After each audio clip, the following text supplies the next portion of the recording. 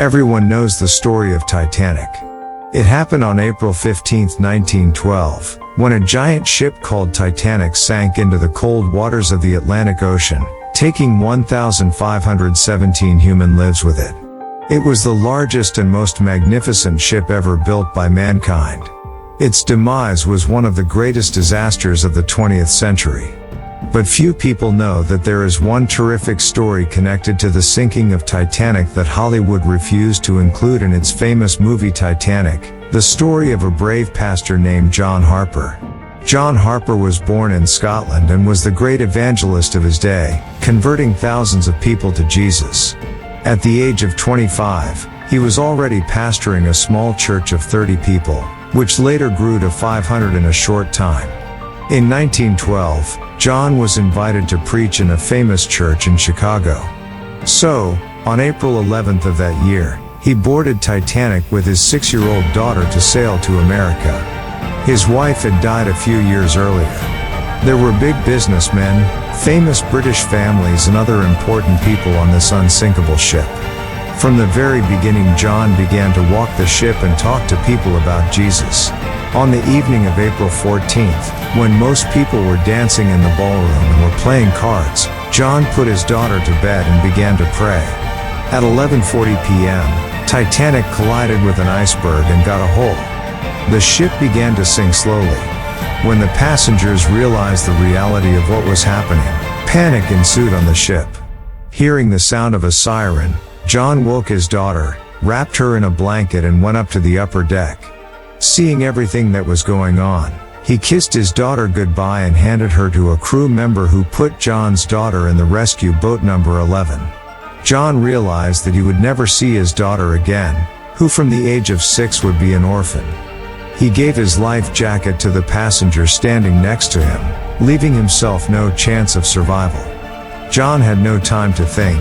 That is why he immediately began evangelizing to the panicked people running. Eyewitnesses said they saw a young man approaching people and asking them one question: "Is your soul saved?" As life faded around him and the orchestra played Nearer, My God, to Thee, John glowed brighter and brighter, fulfilling his God-given calling. On April 15, 1912, at 2:40 a.m., as Titanic began to go underwater, John jumped into the cold water of the Atlantic Ocean. More than 1,000 people, unable to fit into lifeboats, were floundering in the icy water. Soon John managed to find some wreckage from the ship.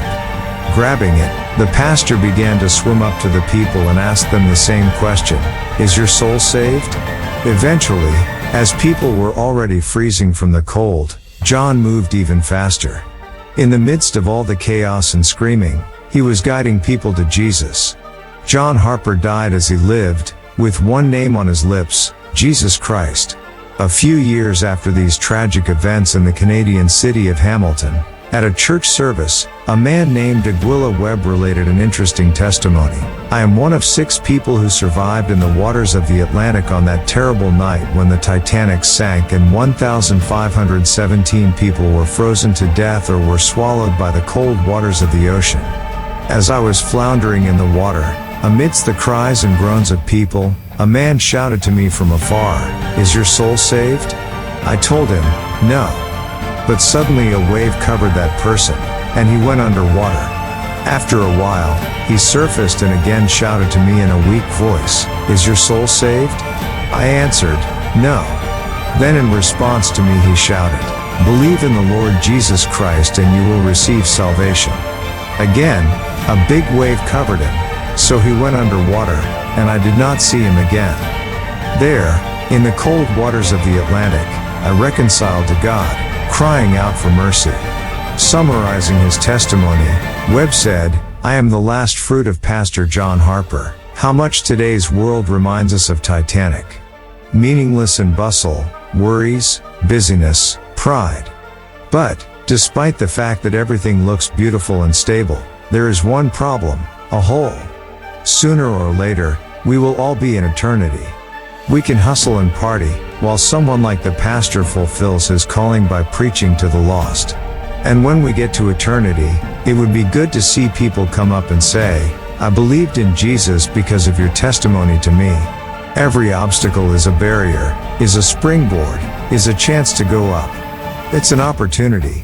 Keep your hands up, move forward. The most important example is Jesus Christ. Always keep your eyes on him. He used the most unfavorable moment in his life, the moment of execution and death, to do what no one else could do. He defeated all the enemies of mankind, the devil, death, sin, and hell.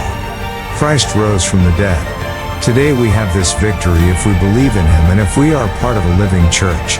Only in the church can we have the mindset of an overcomer and learn to act as an overcomer. Stay with us. There are many more qualities of a successful person ahead of us. See you soon, dear friends.